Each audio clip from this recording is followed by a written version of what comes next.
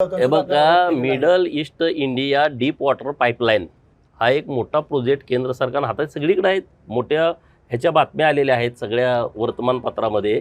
संजय राऊत काय आहे, संजय राऊताला काम नाही.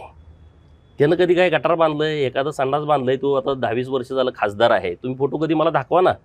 एखादं हे विकासाचं काम संजय राऊताच्या फंडातनं केलंय किंवा संजय राऊतांची सत्ता असताना एखादा मोठा प्रोजेक्ट केलाय, त्याला काय माहीत आहे. अग्रलेख लिहायचा. अरे त्या अग्रलेखानं बारक्या पोरात जो ढोंगण पुसते ती, त्याचा उपयोग काय त्या अग्रलेखाचा? काय त्या अग्रलेखामध्ये महाराष्ट्राच्या विकासाचं काय लिहिलंय? त्यामध्ये महाराष्ट्राचं कल्याण करायचं आहे, मराठवाड्यामध्ये दुष्काळ आहे, त्यामध्ये संजय राऊतांनी एखादा लेख लिहिला, हे अशा पद्धतीनं दुष्काळ मिटवायचा आहे. पश्चिम महाराष्ट्रामध्ये काही दुष्काळी तालुके आहेत किंवा कोकणामध्ये एवढं मोठं सगळं सौंदर्य मिळालं आहे, समुद्र मिळाला आहे, तिथं काय पर्यटन केंद्र डेव्हलप करण्याच्या दृष्टिकोनातून, पर्यटन हब करण्याच्या दृष्टीने काय लिहिलं आहे? मुंबईमध्ये काय नाही हो, नुसतं ह्याची मापं काढ, त्याची मापं काढ. तुम्ही बघितलं पाहिजे ना तुम्ही काय चाललं आहे ते. 40,000 कोटी रुपयाची ही योजना आहे. सगळीकडंच काल मला आधी एवढं ह्याने टार्गेट केलं, जयंत पाटलाचं डोकं. त्यांचे सगळं पहिल्यांदा त्यांच्या अकाउंटवरून पडलं काऊन, त्यांचं काय फेक अकाउंट आहे, विरोधकांच्यावरती टीका काय, पहिलं त्यावर पडलं. अरे याला माहीत पाहिजे ना काय चाललंय. शिव आता शिराळा, तिथून वाळवान, बोरगाव, कासेगाव ह्याच्या बाहेरच पडायला वेळ मिळणार त्याला. कुणाही सवासण्याला जाते, कुणाही बारशाला जाते, ही वेळ आलेली आहे आता त्यांच्यावर. हे बघायला वेळच नाही. आज एवढा मोठा प्रोजेक्ट जर सुरू असेल, तुम्ही माहिती घ्या, 3300 मीटर खोल, 2000 किलोमीटर लांबी, 40,000 कोटी रुपयाची इन्व्हेस्टमेंट.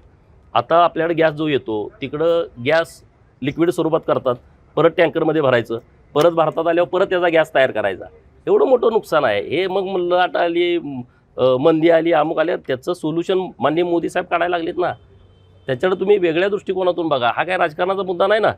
जेव्हा राष्ट्रीय आपत्ती येते तेव्हा सगळ्यांनीच एक व्हायचं असतं. तेव्हा गट तट पक्ष पार्ट्या बाजूला ठेवून, आता हे जागतिकच संकट आलेलं आहे. हे जे तेलाचे भाव वाढायला लागलेले आहेत. 50-60 रुपयाला क्रूड ऑइल मिळत होतं कच्चं, आता ते 118वर गेलं होतं, आता ते 105वर आहे. दर वाढणारच ना.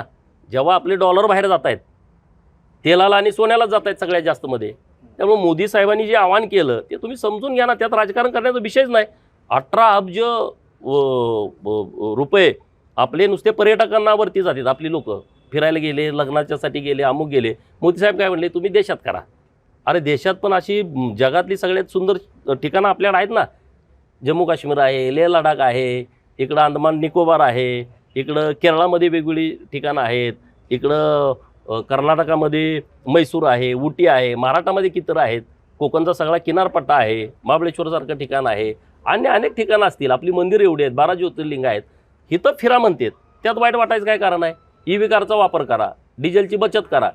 आता मी 2 गाड्या फिरत होतो, 1 गाडी घेऊन फिरतो, मग 1 गाडीच वाचलं ना. त्यांचं म्हणणं काय आहे, तुम्ही जर 1 लिटर वापरत असला तर 500 मिलीवरती करा.